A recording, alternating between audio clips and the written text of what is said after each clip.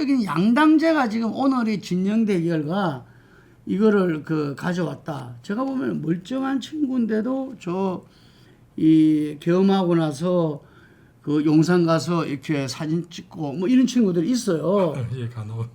그걸 보면 참 가봐 저 친구는 무슨 생각으로 저기 서 있을까. 이게 지금 국힘에서는 어쨌든 건물이 합세하지 않으면 다음이 없는 거예요. 김상국 의원 보십시오. 예. 자기가 이 도당 위원장도 내놓고 지방 의원들이 자기 지역의 당협을 같이 하는 지방 의원들이 탈당 요구를 하고 있고 뭐 그렇다잖아요. 예. 이게 전부 다 그 사람이 인간적으로 김상욱이 정말 나쁜 일을 했다고 이 해당 일을 했다고 생각할까요? 저는 그렇지 않다고 봐요. 알 거는 다 안다고요. 그 사람들도. 그런데 그렇게 하지 않을 수 없는 누가 시키지 않더라도 보이지 않는 손이 있는 거예요. 이게 진영 대결 이게 그 뿌리가 바로 저는 양당제고 그게 우리 선거법 소선거구제 네. 이게 기인한다고 보거든요. 예, 동대구역 집회에 네.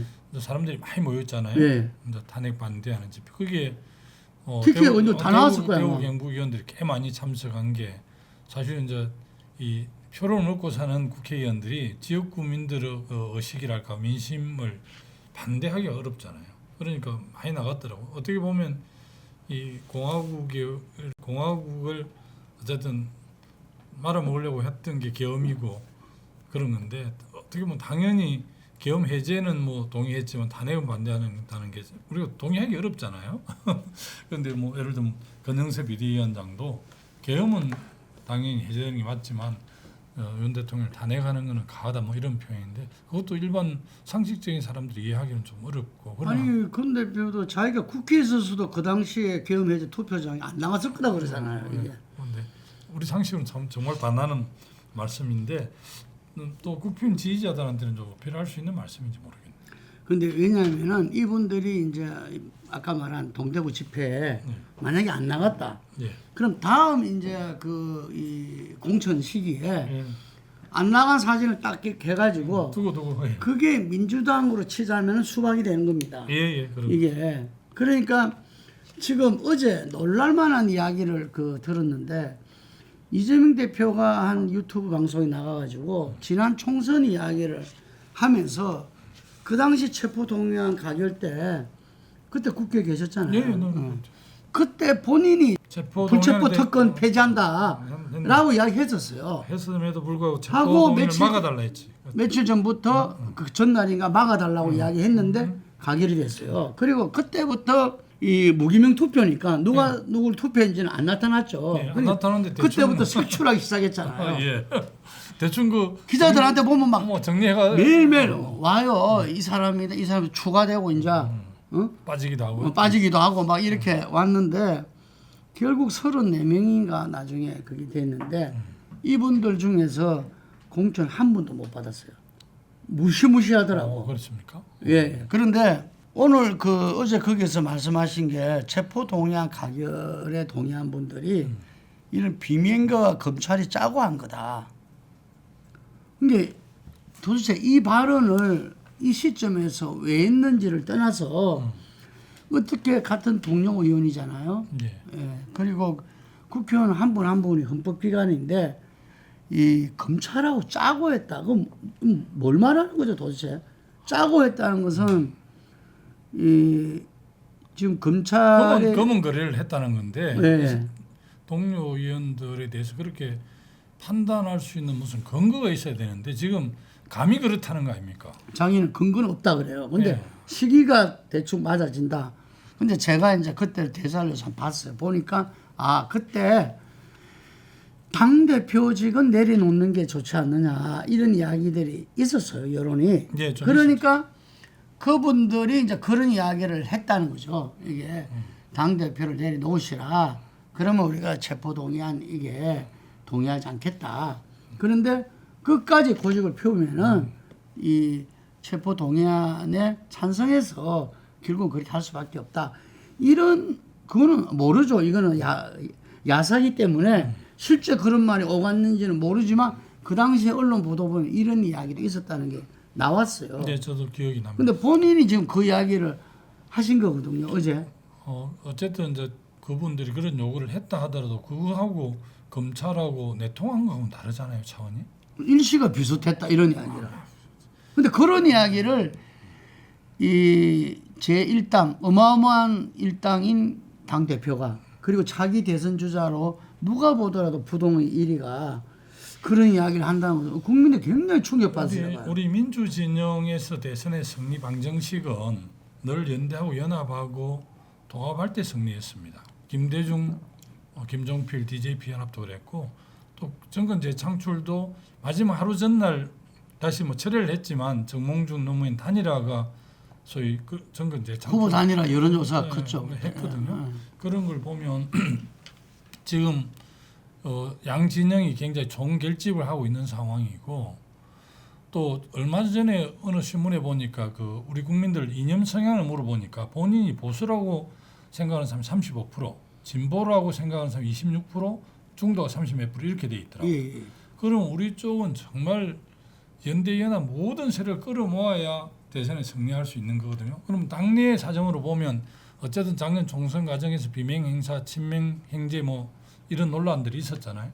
최근에 이제 비명계의 대표성 있는 주자들을 쭉 모아가지고 통합 행보를 해서 나는 참 잘한다 이렇게 생각을 했는데 어제 그 발언으로 그 진정성이 다 좀 훼손이 됐어요. 나도 비판했어요. 오히려 사과해야 된다까지 요구를 해놓은 상태인데 사과를 할지는 잘 모르겠는데 왜 그렇게 했는지 저는 사과한다고는 이야기했어요. 사과하라고 요구를 해놨죠. 근데 본인은 반응은 아직 안 나왔고요. 뭐 지나간 일이라서 이제 뭐 듣고 새롭게 시작해보자 좀 선문답을 하기는 하더라고요. 언론에 대고 좀 아쉽더라고요. 아니 근데 이게 그 우리가 정치인들 중에 그 중에서도 지도자들 예. 많이 봤지 않습니까? 지도자의 한 말씀 한 말씀이 얼만큼 중요한 이야기고 지금 같은 비상시국 상황에서 예. 그거 저는 좀 정말 이해하기 어려워. 어떤 정치인이면 선거를 앞두고는 전략 전술이 있을 수 있겠죠. 근데 그것으로도 이해가 안 돼. 예, 저도 그렇습니다. 그것으로도 이해가 안 되는 거죠. 이거는 저는 중도 보수 정당은 발전있다고 생각해요. 그게 한편으로는 조금 홀가분하면서도 예. 예를 들면은 이 민주당이 뭐 진보 정당 아닌 거는 누구나 다 알고 있는 이야기였잖아요. 하지만 우리나라의 특수상황에서 보수 진보를 대변할 수밖에 없었던 거지. 진보 정당은 아니었죠. 원래. 유럽의 기준으로 보면 이제 한국 우리 민주당이 중도 보수 정당 맞는데 한국이라는 특수 상황 때문에 진보적 아젠다를 다 우리가 주도를 했잖아요. 그러니까 사실은 이제 국민 대중에 각인된 거는 뭐 중도 진보 정당 정도로 그렇죠. 각인돼 있어요. 그래서 우리가 대선에 이기려면 연대 연합 통합해야 된다는 걸 늘 주장했고 판을 이제 이 스크럼을 크게 짜야 된다고 주장하는 사람이었기 때문에 소위 우크릭을 해서 중도 중원을 먹어야 대선에 승리할 수 있다는 내가 늘 하는 이야기를 존중하는데 스스로 민주연구원조차도 우리 민주당은 중도 진보 정당으로 규정한 바도 있는데 그 아무런 논어 없이 지도부하고 협의도 없고 당무위원회 중앙위원회 의결도 없이 본인이 그냥 보수 정당으로 규정하는 거 이게 이제 1인 사당하거든요. 그 점을 비판한 거예요. 그게 자기 생각 얼마든지 이야기할 수 있죠. 그런데 그게 자기가 당 대표니까 예. 당 대표의 한마디는 당의 말이나 마찬가지니까 그걸 그래서 조심하라고 하는 거고 그게 자유로웠으면은 당 대표를 안 하면 되는 거죠. 예. 말하자면은 그리고 지금 이런 이야기도 후보가 됐을 때 본인이 이야기하는 거하고 지금 당 대표직을 유지하고 있는 상태 이런 이야기하는 거하고 다르거든요. 지금 그리고 행보를 해가지고 점수를 많이 얻어놨는데 저것 때문에 다 까먹었어요. 저 발언 때문에. 그러니까 안타깝더라고 저는 안타까워. 현재 이 비상경 그리고 탄핵 뭐 저도 이 헌재 재판관들은 뭐 역사와 나라의 현재 위기를 뭐 다 같이 호흡하는 사람들이기 때문에 만장일치로 놓을 것 같아요. 예. 더 이상 분열을 가져가서는 안 되니까 자기들이. 윤 대통령이 복귀했을 때 기각이 돼서 그 후폭풍이라든지 그거는 뭐 감당할 수 없을 겁니다. 끔찍스러운 거죠. 정말 엄청나게 지금도 뭐 엄청 대한민국이 많이 후퇴했는데 그렇게까지 되면 정말 뭐 20-30년 후퇴하는 거 아닌가 싶은데 그렇게 그 헌법재판관들이 판단하지 않을 거라고 봅니다. 그래서 저도 뭐 인용이 될 거라고 보지만 또 인용이 되더라도 이 5년 타임제는 권력 구조를 그대로 가져가서 누가 대통령이 되면 지금 이제 이재명 대표가 항소심 2심을 앞두고 있잖아요. 근데 2심에서 이제 유죄가 나오고 대법원 선고 있기 전에 대선이 치러진다 봐야죠. 조기 대선. 그렇죠. 그런데 이제 그 헌법 83조인가 그게 84조. 그 문제 논란이 되는데 어떤 형사소추. 선례가 예. 없잖아요.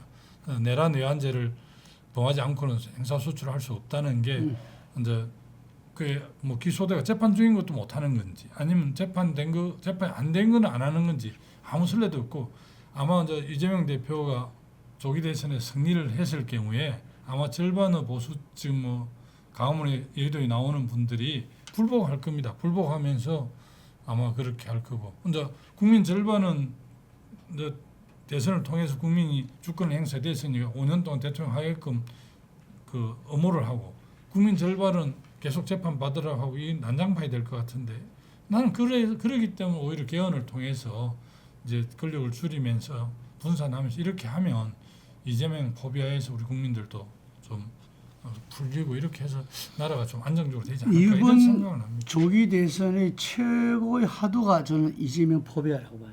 아 그렇게 봅니까? 이쪽 저쪽이든 다. 이재명 포비아 때문에 국힘이나 현재 보수 세력은 강한 결집력을 가져갈 거고, 그 다음에 이 야당 같은 경우도 이재명 포비아에 대한구제론이 결합되면서 예. 지금 이 이재명 후보 그 다음에 당선의 그런 분위기로 갈 건데 거기서 금방 말씀하신 대로 그래 되면 나라는 어떻게 되느냐? 당선된 이후에 진영 대결이 오히려 극대화되는 부분에 대한 우려, 염려 예. 이런 것들이 커지고 있어요. 예전이 지속될 거라고 봅니다. 저는. 예. 그런데 일각에서는 그 이전에 지금 대체로 그런 시각에는 대선은 이 시대의 흐름상 계엄과 탄핵을 자초한 그 세력보다는 예. 현재 정권 교천 세력에 유리하지 않겠느냐. 중도에서도 지금 20% 이상 차이가 나타나고 하잖아요. 중도에서도 예. 그런데 그거 모른다고 하는 사람들이 많아요. 아 그렇습니다. 오늘 저 토론회 연합정치에 발제를 한 그 안병진 교수 같은 경우에도 그래 될 가능성이 높다가 아니라 만약에 하나 그런 결과에 대해서도 대비해야 된다라고 이야기하면서 무조건 야권이 민주당이 대선 승리한다고 생각하고 지금 현재 이 대선 조기 대선 과정을 가져가면 안 된다고 이야기를 하는 거예요. 그게 뭐냐? 아까 말씀하셨잖아요. 이 진보 진영이 DJ 그 다음에 정권 재창출할 때 등등에 그 다음에 문재인 때는 촛불로 된 거고 다 그때 보면은 문재인 대통령도 이제 그때 홍준표, 안철수, 유승민을 합하면 50% 넘고 예. 문재인 대통령하고 심상정 후보가 하면 48%가 이렇게 됐습니다. 예, 이게 예. 그 촛불이 생생하게 그 흐름이 남아 있는 쪽에서도 사실은 겨우 이긴 겨우 있잖아요. 네. 그 DJ하고 노무현은 DJP인데 노무현 정몽준 그거로서 단일화로 됐고요. 그래서 지금도 그 이야기를 하는 겁니다. 지금 그쪽에서도 연합정치를 이야기하는데 실제로 연합정치의 어떤 이 나타난 모습이 공동정부론이잖아요. 예, 예, 예. 이 공동정부를 갖다가 구성해서 대선을 치르지 않으면은 대선 승리도 지금 쉽게 되는 게 아니다. 그리고 더 큰 문제는 이 당선 이후에 국정 운영을 해나갈 수가 없다. 제가 이제 우리 당의 예. 그 수석 사무부총장을 했고 지금 당직을 뭘 맡고 계신지 모르겠는데 국정원 인사실장 출신 김병기 의원 있잖아요. 예.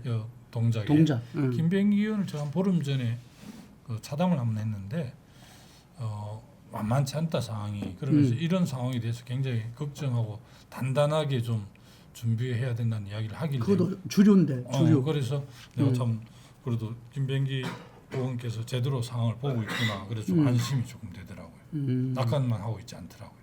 이제 염려를 하고 잘 준비해야 된다.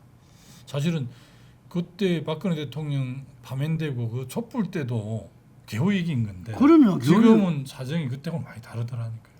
그래서 현재 이 연대와 연합 공동정부를 갖다 추진해 나가는 거는 저는 필수적이라 봐요. 예, 반드시 해야 된다고. 반드시 해야 된다 보는데 근데 이거를 해 나가는데 가장 키맨이 이재명 대표거든요. 당 그 어떻게 보십니까? 그런 분이 지금 어제 이런 발언을 했어. 예를 들면 비명계가 검찰하고 짜고 한 것이다. 아니 이게 지금 당내의 통합이 있잖아요. 예. 그다음 당외까지도 진보 세력 통합도 있고 그게 탄핵 찬탄 세력까지도 이렇게 넓혀야 된다 이런 이야기로서 7대 3을 이야기하는데 지금 당내에서조차 지금 이제 통합에 예. 그 지금 뭐 고민정 이 의원도 전 최고위원이었죠. 예. 악수 중에 악수고 통합 공당탑이 무너졌다. 예. 이렇게 이야기를 하잖아요. 예. 참으로 안타깝죠. 뭐 어쨌든 당내 통합이 매우 중요한데 실제 이제 최근에 한 달 가까이 소위 이제 비명계라고 언론에서 규정한 분들을 만나면서 예. 정권 이 탄핵을 극복하고 내란을 극복하고 전 정권 창출을 하자고 사실은 해합을 해서 상당히 뭐 호응을 얻었거나 또 입장 정리를 해서 같이 가겠다는 분위기도 있었는데 예. 어제 발언으로 완전 그냥 뭐 다 무산이 됐고 참 걱정이 야 5당인가 지금 그 연대해가지고 모임도 하긴 하던데 이제 야 5당 체계는 그나마 공동 대응으로 잘 가고 있던데 지금 당내가 수습이 되다가 지금 쫑이 난 상황이라서 걱정이 됩니다. 저는 야오당에 대해서 상당히 좀 비판적인데 왜냐하면 이 사람들이 뭐냐 하면은 위성정당의 혜택을 본 사람들이요.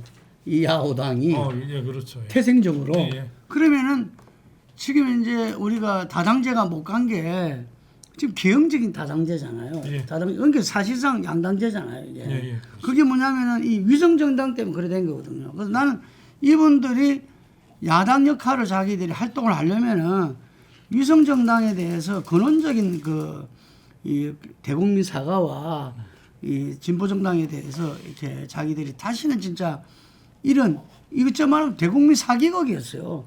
우리 옛날에 6.29를 국민 사기극이라고 그랬잖아요. 예. 예. 이번에 위성정당에서 이래 된 거는 실제로 건전한 이 강력한 진보정당을 가로막은 겁니다. 왜냐하면 의석수를 만들어줬는데 예. 거기다가 뭐라 그러겠어.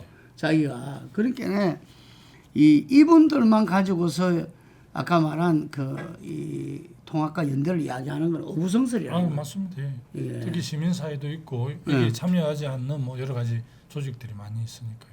사실은 이제 이 어떻게 보면 계엄을 반대했던 세력들 다 이렇게 연대 연합을 하면 6대 4 뭐 그렇게 나올 수 있잖아요. 근데 지금 이제 미국하고 브라질, 한국은 본선만 가면 52대 48 구도가 되는 그런 나라들이더라고요. 그러다 보니까 대선 이후에도 이제 계속 갈등들이 유지가 되는데 그래도 이제 새 정부가 국정을 좀 안정적으로 운영하려면 6대 4나 7대 3이 되는 게 좋잖아요. 우리가 이제 박근혜 대통령 그때 탄핵할 때 제가 기억에 김무성 의원을 비롯해서 그 당시 한나라당에서 한 60명 정도가 탄핵에 찬성을 해서 243명인가? 234명이 234죠. 234명. 탄핵이 해서 이제 박근혜 대통령이 탄핵 소추 의결이 되고 헌재에 가서 8대 0이 됐는데 그 이후에 이제 아까 지적했듯이 김 대표님이 지적했듯이 우리 문재인 정부 출범하고 나서 이 탄핵 연대세라고 크게 갔다면 그럼 크게 짰으면 오늘날 이런 사태도 안 일어났을 겁니다. 그렇죠. 그런데 그냥 탄핵이 되고 나니까 우리끼리만 해도 잘할 수 있다는 그 자만이랄까 이게 오늘날 이런 사태에 그렇죠. 잉태된 거거든요. 그래서 그런 측면에서 보면 이분도 그런 그 역사적 경험을 잘 교훈을 새겨서 좀 스크림을 잘 짜야 되는데 또 뭐 잘 잊어버리는 것 같아요. 그 점이 좀 안타깝습니다.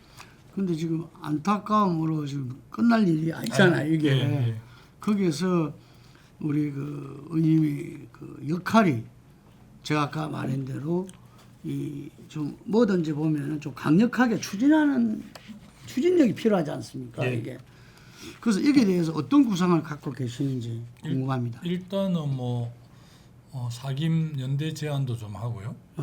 그래서 지금 우리 실무자들 그 약간 실무 협의 기구가 있습니다. 그래서 오늘 그 김부겸 총리하고 그 행사장에 만나서 사김끼리의 그 실무 모여서 협의 정도. 협의 기구 그 실무자 협의 기구가 있는데 김경수 지사 쪽은 참여를 안 하고 지금 장김은 하고 있는데 김동연 지사 참여하고 있어요. 그래서 거기서 뭐 김경수 지사까지 좀 더 협의를 늦춰서 특히 개업 문제라든지 당내 뭐 이제 조기 대선이 기정사실화된 거 아닙니까? 사실은 지금 현재 탄핵될 걸 다 전제하고 오세훈 뭐 한동훈도 출판도 하고 뭐 홍준표 지사도 서울로 이사한다고 그러고 고용노동부 김문수 장관도 뭐 사실 그 행보를 하는 거잖아요. 그렇죠. 그런데 뭐 우리 당도 지금 잘 준비를 하고 있는 걸로 알고 있거든요. 그런데 마침 뭐 대선을 이야기하면 아주 이상한 사람처럼 취급을 하는데 저는 뭐 그게 위선이라고 봐요. 실제 뭐 다 어떻게 보면 대선 출마 국힘이나 민주당이나 다 준비하고 있죠. 주자도 그렇고 당도 준비하고 있어요. 뭐 선언하고 좀 할 수도 있는 건데 어쨌든 그런 캠프 다 차렸다 그래요. 예, 준비를 하고 있는 거니까 어쨌든 우리는 이제 이재명 대표 어대맹이라서 혼자 이렇게 쭉 잘 나가서 뭐 대선까지 승리하면 좋지만 우리 쪽 만약에 인용이 되면 우리 쪽은 언론에서 조망하는 비중이 시간으로 보면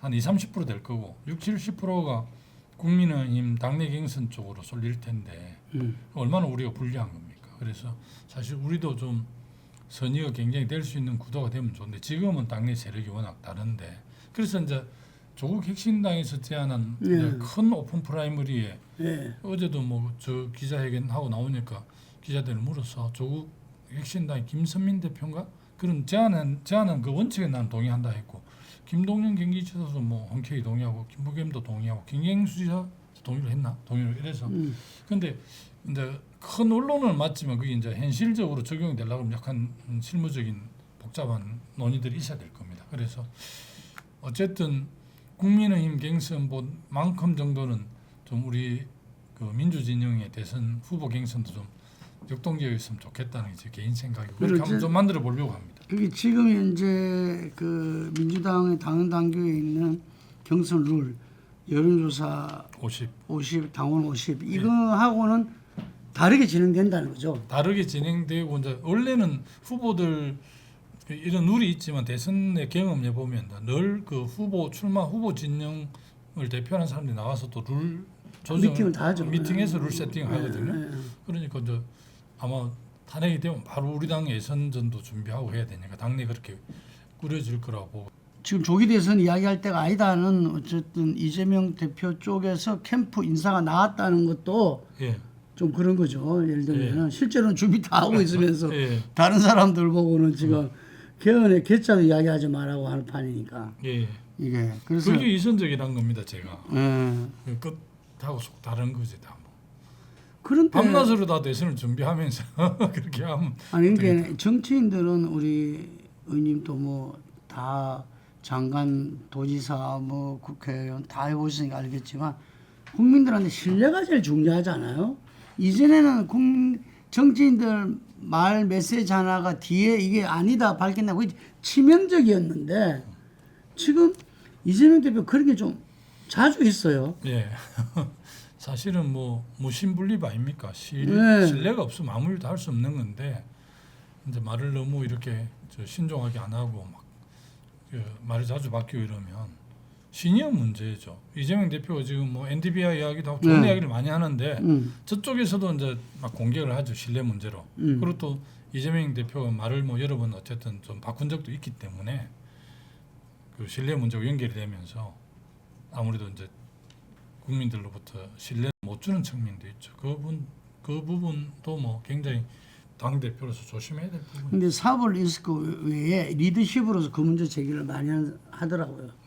이게 사법 리스크는 뭐 어찌할 수 있는 게 못 되니까 그래도 이 리더십 부분들은 이거는 빨리 이렇게 교정되어야 된다. 이런 이야기를 갖다. 우리 당의 그래도 이제 강점이 어쨌든 다양성, 민주성, 뭐 역동성, 포용성 이런 건데 그런 면이 어쨌든 일극 체제가 완성이 돼 버려서 좀 많은 아쉬움이 있고 당 지도부 작년 전당대 때 보니까 이제 최고위원 후보들이 다 이제 호위무사처럼 하니까 나도 안타까웠는데 최고위원이 이제 되려고 그럴 수밖에 없는 당내 그렇죠. 당원들 구성 그래서 그랬는데 이제 뭐 최고위원 될 때 당원들 신세를 많이 져서 그런지 내가 확인한 바로는 뭐 최고위원들이 이재명 대표의 뭐 그런 점에 대해서 정확하게 비판하는 최고위원들 내가 별로 못 봤거든요. 그 전하고 또 다르죠. 그 전 최고위원 때하고는 그 지도부 때하고는 당선될 때는 이제 뭐 신세를 졌지만 당선되고 나면 자기 목소리로 좀 칼라를 보여줘야 되는데 이번에 없어요. 내가 별 보여준 적을 못 봤어요. 예. 그건 아쉬움이지. 이 사김 연대 협의회라고 하는 부분들이 중요하겠네요. 이게 예, 좀 제가 좀 실무 논의는 하고 있지만 좀 이제 그 사김이 모여서 좀 의논도 하고 뭐 좀 당의 뭐 이런 안에 대해서 대선 조기 대선에 따른 거든 아니면 개헌이든 뭐 당의 이런 쪽 입장을 좀 공동으로 정리해내면 그래도 좀 언론 주목하고 국민들이 관심을 갖지 않을까 싶습니다. 워낙 뭐 일방적으로 잘 나가기 때문에 그게 마냥 좋은 게 아니라 국민들이 걱정 많죠. 우리 당원들이 걱정이 많이 있습니다. 합리적인 당원들은. 이 통합에 있어서 이분들이야 뭐 당연하게 그 통합의 지금 말씀하신 분들 의원님 포함해서 그렇겠지만 이낙연 전 대표는 나가서 탈당해서 당을 만들고 지금 있지 않습니까? 예. 거기다가 윤석열과 함께 이재명도 이제 그만둬야 된다라는 주창을 하고 있어요. 그래서 통합을 하기에는 상당히 좀 굉장히 그 힘들지 않겠나 생각이 있으면서도 고민정 의원 같은 경우는 그 이낙연 대표 총리까지도 통합을 만나야 된다. 이렇게 이야기를 하거든요. 어떻게 보십니까? 이낙연 총리께서 예. 이제 나가서 당을 새롭게 만들었고 특히 이제 윤석열 대통령과 이재명 대표 동반태진을 주장하기 때문에 지금 우리 당 지도부나 이재명 후보 후보 입장에서 이낙연 총리를 당장은 이렇게 좀 같이 하자 연대하자고 제안하기 쉽지 않을 거라고 봅니다. 그러니까, 예. 만약에 이제 민주당의 최종 주자가 되면 뭐 이낙연 총리하고도 다 손잡고 대선 승리를 위해서 같이 해야 되지 않을까 싶네요. 아, 그게 이제 이게서 어쨌든 당내에서는 잠깐 말한 오픈 프라이머리든지 해서 후보가 정해지면은 그때 후보가 그 문제를 풀어 나가야 될 것이다. 예, 저는 뭐 지난번에 특강하면서 누가 묻길래 소위 우리 민주당은 이준석 개혁신당까지를 포함한 합리적 보수 쪽은 다 하나야 우리가 60% 70% 승리할 수 있다. 그렇게 해야만 국정 운영을 좀 주동할 때 힘있게 할 수 있다. 그런 제안을 한 바는 있습니다. 그래서 어쨌든 탄핵 세력이 다 모아져야 된다. 예. 뭐 그런 이야기잖아 이게. 비상계엄을 반대했던 더 세력을 넓히면 돼. 예. 자 그러면은 26일 날 이재명 대표 공개선거 2심이 나오는데 유죄냐 무죄냐 뭐 당에서는 무죄 확신한다. 그런데 만에 하나 그대로 이렇게 당선 무효형에 해당되는 유죄가 나오더라도 대권 가도는 뭐 변함없다. 제가 알기로는 이재명 후보 대표 진영은 비프레임이 없다라고 들었는데 비프레임이 없으려고 그러면 이재명 후보가 그럼에도 유죄가 나서 뭐 여론조사에서 지지가 추락하더라도 어쨌든 돌파해서 국정을 맡을 수 있다면 뭐 모르겠지만 약간 많이 흔들리고 이렇게 하면 당연히 비프레임이 작동될 수밖에 없고 또 당이라는 게 민주정당이라면 이재명 대표의 유죄가 있을 경우를 대비해서 비판이 있는 게 맞죠 상식적으로. 그러나 지금 그 논의를 뭐 우리 당에 누가 할 수 있습니까? 아무도 못하는 것 같아요. 그러니까 이게 과거의 어떤 재앙적 총재 때도 이 정도는 아니었던 것 같아요. 예. 왜냐하면은 김대중 대통령이 97년도 나왔을 때 제3 후보론이 굉장히 제기됐어요. 맞습니다. 기억납니다. 예, 그때 대권 사수생이잖아요. 예. 사수생이니까 인제 안 된다. 그 여론조사로도 이해창 한나라당 대표 총재한테 늘 안 됐어요. 안 됐어요. 예. 그래서 당선되려면 제3 후보로 나와야 된다.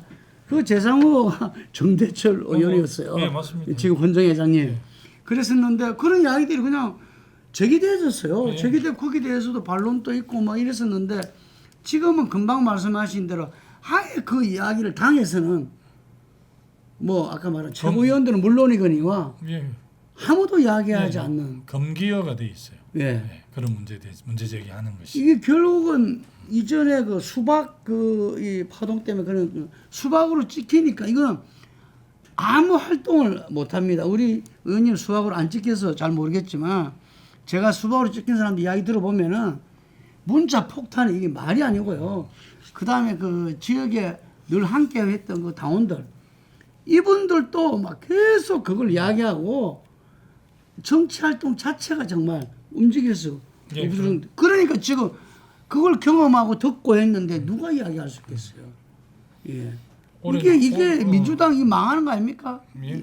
아까 말한 대로 다양성이 생명이라 했는데. 예, 그런 점을 많이 우려해서 얼마 전에 희망과 대안이라고 이제 양기대 네. 소일의 간사가 주축이 된 희망과 대안 포럼이 결성이 됐는데 네. 강명시 그 웨딩홀에서 강명 역사에 있는 네. 그게 이제 김부겸 총리, 박용진 의원 제가 참석을 했고 김동연 경기지사는 이제 동영상으로 축하를 했는데 그때 김부겸 전 총리가 개딸들에 대해서 강력하게 좀 요청을 했어요.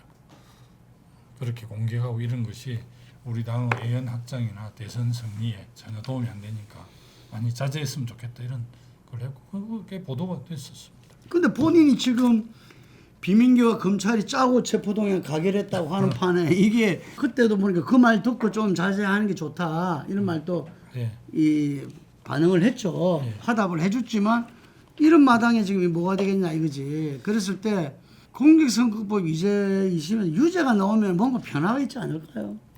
저는 뭐 지금 적극적으로 그 지지하는 분들이 워낙 많아서 그리고 또 여론조사에 응답하는 분들도 그런 분이 아닌가 싶습니다. 1,000명 정도 샘플을 추출하려면 뭐 엄청 많이 조사를 해야 되잖아요.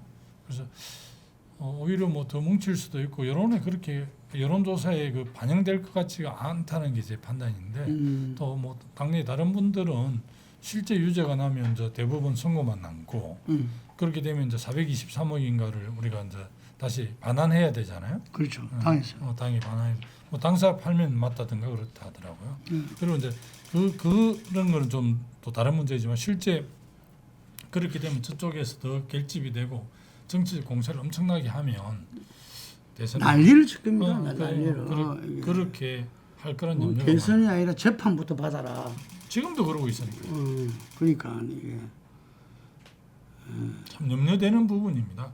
우리 당에서는 지금 뭐 좀 금기어처럼 돼 있는데 실제는 그 재판 결과가 굉장히 요동을 칠 가능성이 있다고 봐야죠.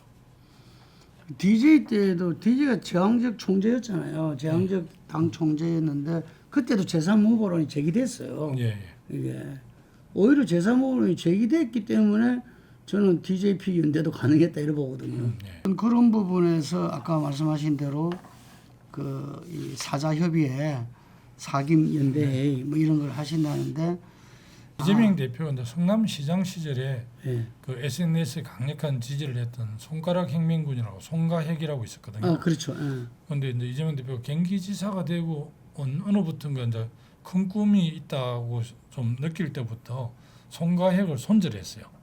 손가혁이 뭐 계속 그냥 너무 강성지자들이 판을 치면 이게 일반 당원 대중으로부터 멀어지잖아요. 그래서 손가혁을 손절했는데 어떻게 보면 지금 개딸들도 어떻게 보면 엄격하게 보면 이재명 대표가 손절을 해야 더 큰 시장이 열릴 수 있다 이런 생각도 저는 해보거든요. 근데 뭐 모르죠. 이제 그런 결단할지는 좀 두고 봐야 되는데 이제 본인의 대선 승리를 위해서 당을 위해서 저는 개딸하고 결별하는 게 좋다 이런 좀 권고를 드리고 싶네요.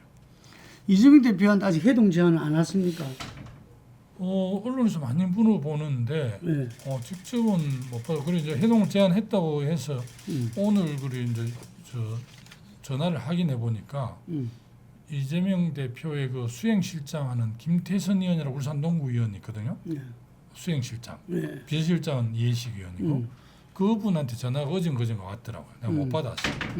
그래서 그것도 이름 뭐또 문자를 보냈다는데 문자는 내가 확인을 못 해본 것 같아요. 확인이 안 되든 했는데 없었어요. 자, 그럼 여러분이 이제 세 분이 만났잖아요. 지금 이 사김 연대회를 지금 예. 경경수 전 지사가 참여를 안 하고 있다는데 예, 신문사가. 제가 알기로 그렇게. 예, 그런데 하여간 다 만나서 이야기를 했는데 뭐 그 서로 그냥 이야기만 자기 이야기들만 한 감이 좀 있어요. 예. 왜냐하면 그 만남은 통합을 위한 만남이었고 그럼 그 이후에 그게 후속 절차들이 진행이 되어야 되는데 예. 그 우리 의원님을 만나면 무슨 이야기를 가장 강조하실 계획입니까? 조기 대선이 만들어지면 어쨌든 힘을 모아서 조기 대선 승리를 이끌어야 하는데 그런 이제 지금 이제 당내 분위기나 뭐 흐름을 보면 사김이 뭐 하나가 돼도 사실은 이재명 후보를 이기기 쉽지 않은 구도잖아요. 그렇죠. 그런데 뭐 각자 나가면 뭐 어떻게 보면 덜레리 써주는 건데 그게 의미 있다면 그렇게 해야 되겠지만 그게 의미 있다고 생각하지 않고요. 사김 중에서 그래도 뭐 가장 괜찮은 비전을 갖고 있거나 또 경쟁이 있는 후보로 나는 도와줄 수 있다. 내가 뭐 그런 위치에 있으면 도움을 받을 수 있고 그렇게 생각. 나는 열린 생각을 하는데 사김의 단일화. 네, 지금은 아무래도 이제 각자 도생하는 시기고 그렇죠. 각자 계획을 가지고 열심히 하다가 이제 뭐 조기 대선이 되면 각자 이렇게 뛰어보고 좀 이렇게 건대수가 나오잖아요. 건수가 나오면 그럴 때는 뭐 좀 그 해야지. 옛날 같으면 저도 뭐 저 제 중심으로 막 구조를 짜야 된다 이런 생각을 많이 했지만 이제 한갑도 지나고 좀 철들었으니까 좀 더 열려놓고 하니까 네. 스텝도 안 꼬이고 좀 이렇게 제 그 무게감을 스스로 좀 재볼 수도 있는 좀 상황이 됐잖아요. 그래서 그냥 편하게 좀 생각하면서 그러나 또 치열하게 준비하고 싸워야 된다 이런 생각도 동시에 갖고 있습니다. 이제 이재명 대표 회동 제안에 가서 만났다. 그때 이재명 대표한테 강조하실 부분들이 뭡니까? 어쨌든 우리 당의 강점인 다양성과 민주성, 역동, 포용성을 좀 살려낼 수 있도록 당의 민주주의를 좀 제고할 수 있도록 본했으면 좋겠다는 이야기를 꼭 하고 싶고요. 이게 구체적으로 이야기하잖아. 그런 선문담처럼 이야기해버리면 아이고 알겠습니다 하면 끝나잖아. 그럴 수는 없고 이제 좀 뭐 비공개 뭐 공개된 자리가 있고 이제 비공개가 있으면 뭐 할 말이 좀 있지만 지금 여기서 말씀드리기는 좀 부적절한 것 같습니다. 아니 그러니까 구체적인 부분을 이야기하실 계획입니까? 예. 뭔 말을 못 하겠습니까 이제. 대선을 눈앞에 두고 지금 내전 상태가 지속되고 있는 상황인데 적어도 정치 지도자라면 이 위대한 대한민국을 끌고 가겠다면 내전 종식 할 수 있는 결단을 해야 되는 문제까지도 좀 제안을 하려고 합니다. 그러니까 아까 주창 이야기하신 그 민주당이 대선에 승리할 때는 늘 연대와 연합하고 연합이 연합 정부 구성을 연합 정부 구성이라는 기조 위에서 선거판을 짜야 된다는 거 공개적으로 할 수 있습니다. 그렇게 해야 승리하는데요. 예. 그 김봉수 장관이 보수 진영에서 계속 1위를 기록하고 있어요. 예. 이게 어쩌면은 좀 한 시기를 같이 겪어서 김봉수 장관은 또 이리저리 잘 아시잖아요. 예. 이게. 이 현상은 현상이라고 누가 표현하더라고. 이건 어떻게 보십니까? 윤석열 대통령이 지금 뭐 어쨌든 구속 기소가 돼 있고 헌재에서 재판을 받고 있는데 그 윤석열 대통령을 지지하는 또 강력한 나름대로 지지가 있잖아요. 팬덤이. 그래서 지금은 김문수 고용노동부 장관하고 그 윤석열 대통령이 일심 동체가 돼 있어요. 예. 그래서 한때 그 여론조사가 아주 공정한지는 모르지만 한때 50%까지 지지가 다시 부상했는데 그런 그 윤석열 대통령에 대한 지지나 안타까움을 느끼는 사람들의 마음이 이렇게 김문수 장관한테 가 있는 게 아니에요. 그래서 어쨌든 지금 국민에서는 뭐 가장 지지가 높긴 하지만 또 국민의힘에서도 어쨌든 정권을 계속 맡아야 되는 입장에서 보면 아무래도 중도층과 주문을 얻기에는 김문수 장관이 갖고 있는 한계가 있지 않는가. 그래서 김문수 장관이 후보가 되면 우리로서는 뭐 나쁘지 않은 구도일 텐데 국민의힘도 오랜 국정을 맡은 노하우가 있는 정당이는데 그런 선택을 할까는 모르겠습니다. 예. 그 우리 의원님이 대통령이 된다면 대통령 선거에서 그 이기려면은 우선 다른 무엇보다도 PK 민심을 좀 가져와야 되지 않겠어요? 예, 당연합니다. 예, 지난 총선에서도 PK에서 상당히 민주당이 고전을 했기 때문에 어때요? 지금 PK 민심 김동완이 나서면 가져올 수 있겠습니까? 예, 1급 체제에 대한 끊임없는 비판을 했고요. 대한민국 미래는 이제 소위 5급 다극 체제로 가야 되는데 그 다극 중에서 가장 먼저 그나마 이제 서울과 선여 경쟁을 할 수 있고 조건이 좀 미비하지만 갖춰져 있는 건 PK. 1급 체제라는 건 수도권 1급 체제 비판이잖아요. 1급 극복하는 게 이제 나의 김두관의 정치의 과제인데 그런 측면에서 이제 부경 메가시티에 예를 들면 이제 가덕도 신공항, 그 부산 신항, 또 철도 대륙 연결 철도 이런 트라이앵글이랄까 트라이포트가 된 게 유일한 것이잖아요, 부산이. 그래서 이제 부산 맹지 이런 쪽에 이제 에코델타도 있고 뭐 새로운 여러 가지 이제 그 첨단 스마트 이런 것들이 들어올 텐데 하여튼 부울경의 여러 가지 고민들 회사 법원이라든지 또 엑스포 유치는 재가동해야 된다고 생각하거든요. 그런 점에 대해서 제 나름도 고민을 많이 하고 있어서 예를 들어 정식으로 탄핵 인용돼서 후보를 등록하게 되면 부산 시민들한테 제 비전을 잘 말씀드리고 아무래도 이제 고향 오고 또 대학도 다니고 했으니까 또 남해 군수 경남지사 양산에서 국회의원을 냈으니까 부울경이 좀 민심하고도 잘 소통하고 있고 아무래도 자기 안방에 지지가 좀 있어야 큰일을 할 수 있으니까 그런 점에서 부울경 미래에 대해서 고민도 평소 많이 하고 있고 또 비전도 있습니다. 그래서 그런 걸 잘 내놓고 지지를 얻겠다는 게 제 본 마음입니다. 이재명 대표 오늘 좀 부산을 방문했는데 네. 어떤 말씀을 하실지는 모르겠는데 북극 항로 개척 이야기를 한다 하더라고요.